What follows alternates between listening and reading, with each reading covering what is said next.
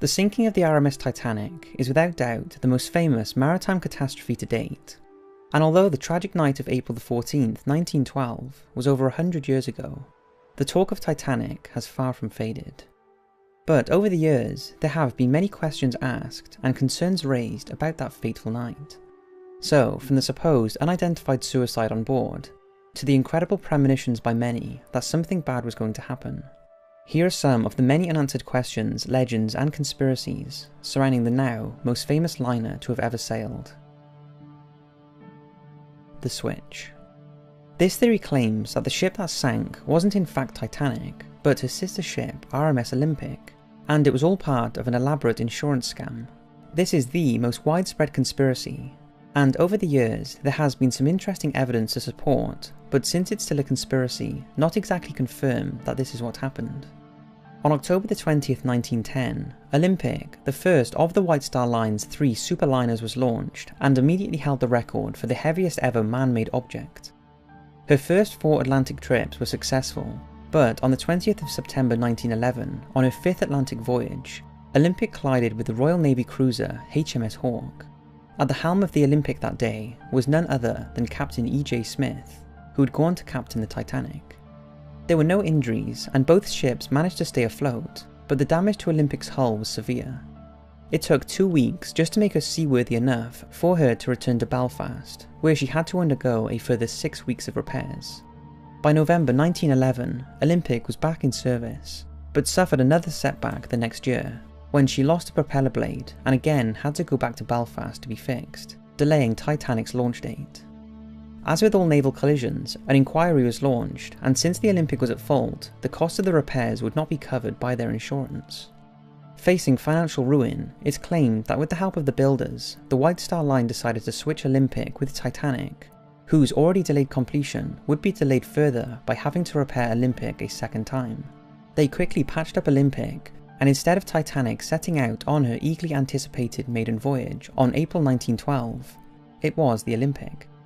That is the story, and in a controversial book written by Robin Gardner called The Ship That Never Sank, it's claimed there is enough evidence to suggest that this was the case, and this isn't a wild conspiracy.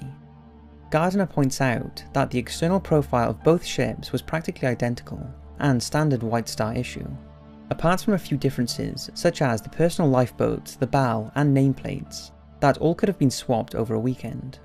Gardner suggests that because the Olympic was almost beyond repair, by patching her up and staging a sinking, they could collect the insurance money supposedly for Titanic and recoup their losses. However, if this was the case like the conspiracy suggests, why did they allow so many people to die, and why were not more lifeboats fitted if they had intended to sink the ship? Well, again, Gardner has a theory on that. He claims the ship did not hit an iceberg, as we are led to believe, but instead the seacocks were opened, allowing water in to slowly flood the ship, and that numerous ships were strategically stationed nearby to be able to rescue all the passengers, without the need for more lifeboats.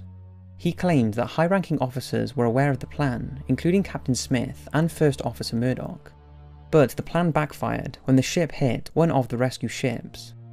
As for the original Titanic, he alleges that she spent 25 years in service as the Olympic, until she was scrapped in 1935. Of course, however plausible this may sound in theory, there are many flaws. For the switch to be possible, a lot of people would have had to be silenced, including thousands of Belfast ship workers, the crew, along with some passengers who were bound to have noticed the difference in the ship, and who wrote of hitting an iceberg and not a ship.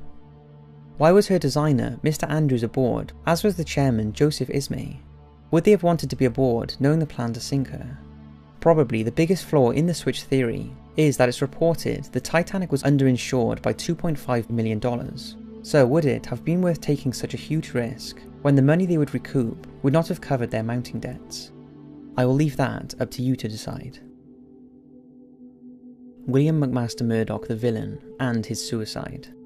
On the journey to safety on the Carpathia, the boat that picked up many Titanic survivors, there was talk among passengers of an officer who committed suicide on the boat deck and shot at frantic people just before the Titanic sank. No official name was ever mentioned, although the suicide has long been associated with a man by the name of William McMaster Murdoch, first officer of the Titanic. This was strengthened after James Cameron's 1997 film, where Murdoch is characterised as a man who is having trouble coping with the chaos and shoots passengers before committing suicide. But just how true is all this? And has Murdoch been posthumously blamed for things that simply are not true? Was he in fact a true hero who should be regarded as such? For starters, Murdoch was put in charge of the starboard evacuation after the collision, and he launched 10 lifeboats, being responsible for saving 75% of the eventual survivors. The reports that Murdoch shot 2 men as they tried to storm the lifeboats, and that he later shot himself, is unsubstantiated and quite possibly completely false. Officer Lightoller, who survived the sinking, described in a letter to Murdoch's wife the final moments of her husband's fate, stating he was assisting people and that the reports as to the ending are absolutely false, saying Mr. Murdoch died like a man, doing his duty. There is also a lot of debate about whether Murdoch took the right course of action when faced with the iceberg, and if he hadn't taken the evasive action to avoid the iceberg and hit it head-on instead, the ship may not have sunk. This could potentially be true, but iceberg collisions were not part of training, and a serious accident with one was almost unheard of. So Murdoch would not have known to hit it straight on. At that moment, he took the action that he thought was the right thing to do. The way Murdoch has been portrayed in films and TV has upset his family, as in the aftermath of the sinking, he was a hero in the eyes of the people of his hometown in Scotland. James Cameron acknowledged that Murdoch had not been portrayed in a good light, and he and his studio executives issued an apology. But what about the hundreds of eyewitness testimonies of a man committing suicide and shooting passengers, while in potentially ruling out Murdoch if the letter to his wife was not to ease her suffering? We are still left with one of the darkest Titanic mysteries, just who committed suicide during the final chaotic moments. With all the reports, it seems that someone most likely did, but with no evidence to connect the dots, we most likely will never know who. The myths. There is so much confusion over what is true and what is a myth regarding the sinking of the Titanic, so I want to look at a few of the most believed stories surrounding the disaster under one topic, and try and separate the facts from fiction. It's long been believed the Titanic was aiming to claim the Blue Ribbon Prize, an award to the liner that could make the fastest crossing of the Atlantic, and that Captain Smith was instructed to pick up an excessive speed that meant she could not avoid colliding with the iceberg. This one is a myth. The fact is, Titanic was designed for luxury and not speed. She would never have been able to match the speeds of the Lusitania or Mauretania, and the White Star Line knew that, as Titanic was at least 2 knots slower than the fastest liners. Another myth is the fact the Titanic was regarded as the unsinkable ship. Over the years, this has been commonly told, and that White Star Line promoted her as such. But according to documents, the White Star Line never made any such claims, at least not officially. In fact, Titanic was not as big a news at the time of her maiden voyage, because her sister ship, the Olympic, had already stolen all of the limelight. If Titanic hadn't have sunk, she would most likely have been of little significance in the course of history. Captain Smith, who has been portrayed as a hero, and although most definitely went down with his ship, failed to heed the ice warnings and did not slow Titanic down when he was made aware of the obvious danger. These failures in his duty, and his delay in issuing passengers with the order to abandon ship, meant many passengers did not realise the danger they were in, and lifeboats were being launched half full. Subsequent thoughts about Captain Smith indicate he became disorientated and traumatised when faced with the reality of the unfolding disaster, and his failures in command and lack of clear orders for evacuation meant a lot of the blame for the sinking of the Titanic has been attributed to him. However, whilst he was being named a hero for going down with the ship, James Ismay, the White Star Line president, was being portrayed as a coward, a power-mad bully who pushed the captain to drive the ship too fast, and who during the sinking jumped into a lifeboat ahead of women and children. However, the truth is, at the official inquiry into the sinking, it was recognised that Ismay had helped many passengers into lifeboats before jumping into the last lifeboat to leave. If he hadn't have jumped, he would have inevitably lost his life. He didn't take anyone's place in the lifeboat, merely instinctively jumped in to save himself, as no one else had got in. Ismay never got over the shame of saving himself, and was instrumental and generous in sorting out insurance claims for the victims' families, as well as donating large amounts of money to charitable organisations later in his life. But ultimately he was a broken man, and forever lived under the radar of newspapers, who refused to associate him with anything but a coward.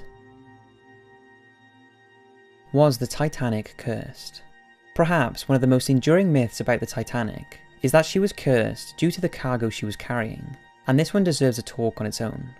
It's long been alleged and debated that she was carrying the mummy of Princess Amun-Ra, the Egyptian princess who lived around 95 BC, and when she died was buried in a wooden coffin in a deep vault in Luxor, Egypt. In the late 1890s, 4 wealthy English gentlemen were invited to Luxor with a view to purchase the lavishly decorated mummy case, which, as far as the rumour goes, had been separated from the remains of the princess. One of them paid several £1,000s for the coffin and had it delivered to his hotel, but just a few hours later he was spotted walking out into the desert and was never seen again. The next day, one of the other men in the groups was shot in the arm and had to have it amputated.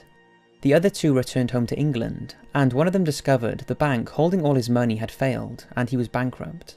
The 4th man suffered a debilitating illness and ended up on the streets. Despite these misfortunes, the coffin finally found its way to England, where it was purchased by a London businessman, who, after his house burned down and his family were terribly injured in an accident, donated it to the British Museum. However, as the coffin was being unloaded at the museum, the truck carrying her apparently suddenly moved backwards and trapped a passerby. After the coffin was finally safely installed in the Egyptian room at the museum, it was reported that at night hammering and sobbing could be heard coming from the casket, and night watchmen and cleaners refused to go near it. The museum authorities decided to move the mummy into the basement out of view, but within a week of the move, the supervisor was supposedly found dead at his desk, and one of the helpers had fallen seriously ill. The museum decided to sell the coffin to a private collector, and due to evil energy, the collector was advised to get rid of it as soon as possible. Although with her reputation now well known, no museum would take the coffin, so eventually an American archaeologist paid a handsome sum for her, and dismissed the ill fortune as coincidence. He arranged for the mummy to be shipped across to his hometown of New York, and boarded a ship along with his new treasure in April 1912. That ship was, of course, the RMS Titanic.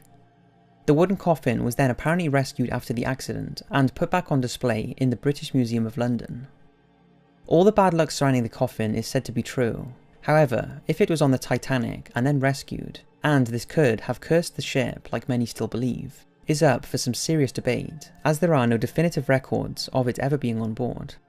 What's your thoughts? Titanic premonitions. On the night of April the 14th, 1912, a young girl called Jessie Sayer lay dying in her bed in her hometown of Kirkcudbright, Scotland. In her delirious state, she recounted seeing a large ship sinking, and a man playing the violin called Wally, a nickname for Wallace. Within hours of her death, Wallace Hartley was playing his violin with the rest of his band as Titanic sank. This seemingly premonition was not a single event. In the aftermath of the sinking, several passengers came forward with claims they had visions of imminent disaster and decided against booking a ticket. Unfortunately, some did not change their mind, despite the visions of something bad happening. Anne Ward was the 35-year-old maid of the Cardezza family, and it was claimed she told her mother before the voyage that she did not want to go. She could not explain why, as she had made the same trip across the ocean on other occasions, but this time she had a fear that something was going to happen. When the ship began to sink, Anna was rescued along with her employer, Mrs. Cardez.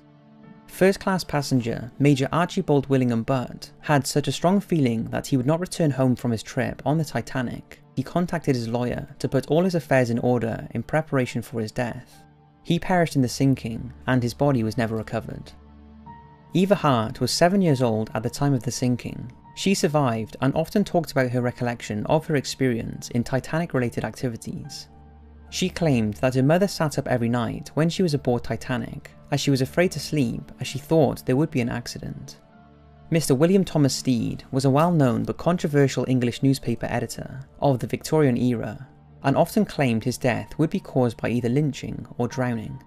In an irony that almost predicted his own fate, he wrote 2 articles, one published on the 22nd of March 1886, called How the Main Steamer Went Down in Mid-Atlantic by a Survivor, which was about a steamer that collides with the ship, with many lives lost due to an insignificant amount of lifeboats. The other published in 1892, and was called From the Old World to the New. It was about a ship called the Majestic that goes to the rescue of another ship that has struck an iceberg. Stead went down with the Titanic, and his body was never recovered. It wasn't just the passengers that had a bad feeling about the Titanic though. Chief Officer Henry Tingle wrote a letter to his sister that said, "I still don't like this ship. I have a queer feeling about it. Tingle was thought to have last been seen swimming towards a lifeboat before dying of hypothermia. Also, the mother of John Hume, the ship's violinist, pleaded with her son not to board the Titanic, as she had a premonition that something bad was going to happen. Hume still boarded the ship, and along with the rest of the crew's orchestra, went down with the Titanic. One must wonder why there were so many people who had premonitions of the Titanic disaster before it took place, and I would love to hear your thoughts on why you think this was. So, that's 5 conspiracies, mysteries and tales surrounding the RMS Titanic, the grandest ship to have ever sailed. I hope you've enjoyed the video, and just to let you know, we have released a new issue of the Thriller magazine. In this issue, we talk about the incredible Star Child project, where the smallest piece of skull was found, the origins of the moon, and even the legendary Chupacabra. To see what it's all about, just click on the link in the end screen, or in the description below, and get a 30-day free trial. Or if you're already subscribed to the magazine, then I hope you're enjoying the content, and will love the new issue. Thanks for watching, and as always, I'll see you in the next video.